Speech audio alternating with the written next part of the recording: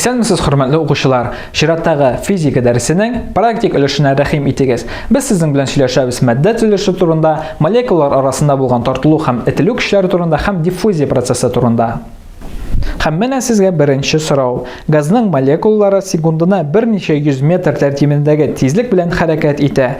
Ни өчен без түгелгән исле май исен шул ук мизгелдә сизмибез?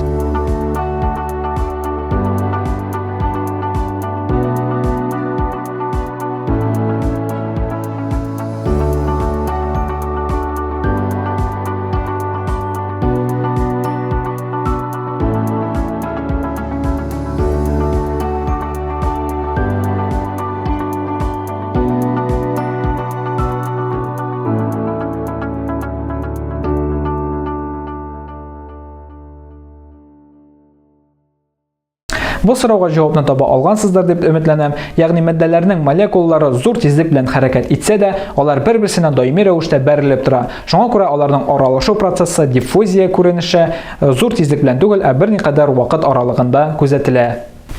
Икенче сорау. Ни өчен сыйыклыкларда һәм газларда диффузия каты җисемнәргә караганда тизрәк бара? Каты җисемнәрдәге диффузияны ничек тизләтеп була?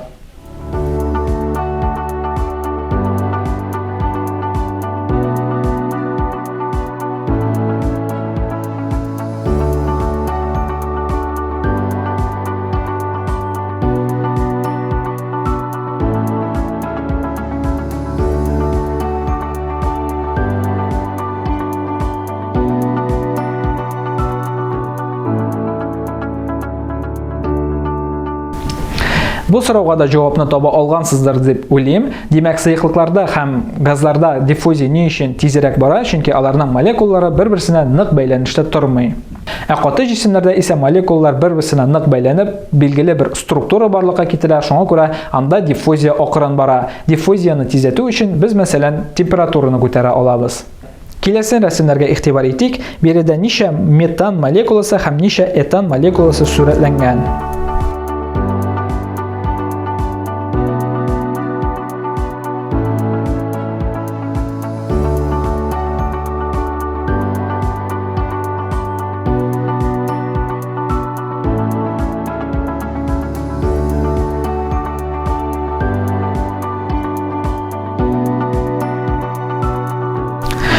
Шулай итеп, биредә зәңгәр төс белән күрсәтелгән метан молекулалары, сарырак төсләр белән күрсәтелгән этан молекулалары. Һәрбер молекула берничә атомнардан тора. Метан молекулалары исә биредә 5 штук, этан молекулалары 6 штук. Шул ук вакытта метан молекуласы тора 5 атомнан, ә этан молекуласы тора 8 атомнан. Ә киләсе рәсемдә сезгә кичкенә генә тәҗрибә сурәтләнгән. Су өслегенә пластинаны урнаштыралар, аннары аны пружина ярдәмендә тарталар. Берникадәр көч куйганнан соң пластина су өслегеннән аерыла. Әлеге тәҗрибәдә нинди молекулалар арасында этелү көчләре барлыкка килүе турында сөйләгез. Молекулалар арасында булган тартылу көчләре әлеге тәҗрибәдә ничек чагылганын фикерләп карагыз. Әлеге тәҗрибәдә без сыйыклыкның каты җисемне чылатуын күзәтә алабыз. Димәк, сыйыклык молекулалары бер-берсенә караганда каты җисемнең молекулаларына катырак тартылалар. Шул ук вакытта пластина су өслегеннән аерылганда, сыйыклыкның молекулалары арасында булган бәйләнеш көчләре өзелә һәм берничә молекула инде шушы каты җисемгә береккән хәлдә кала.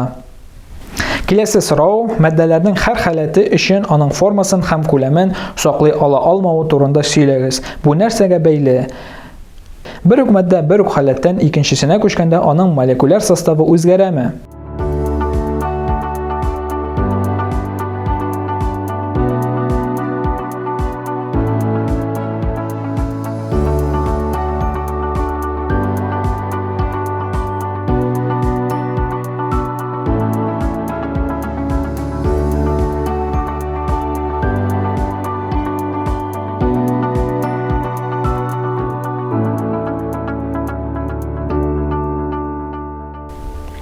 Шулай итеп, хөрмәтле укучылар, соңгы сорауга да җавапны таба алгансыздыр дип өметләнәм. Без әйтеп киттек, каты җисемнәр алар үзләренең формаларында, күләмнәрендә саклыйлар. Сыйыклыклар исә үзләренең күләмнәрен саклыйлар, ләкин аларның формалары юк. Газлар исә үзләренең формаларында, үзләренең күләмнәрен дә саклый алмыйлар.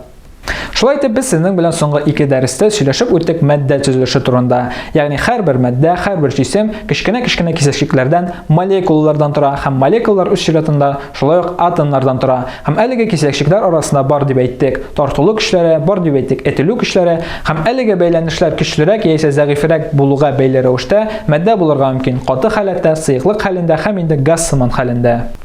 Бүгенгә инде безнең чираттагы дәресебез дә ахырына якынлашты. Игътибарыгыз өчен рәхмәт. Татарча онлайн мәктәп белән бергә калыгыз. Киләсе очрашуларга кадәр.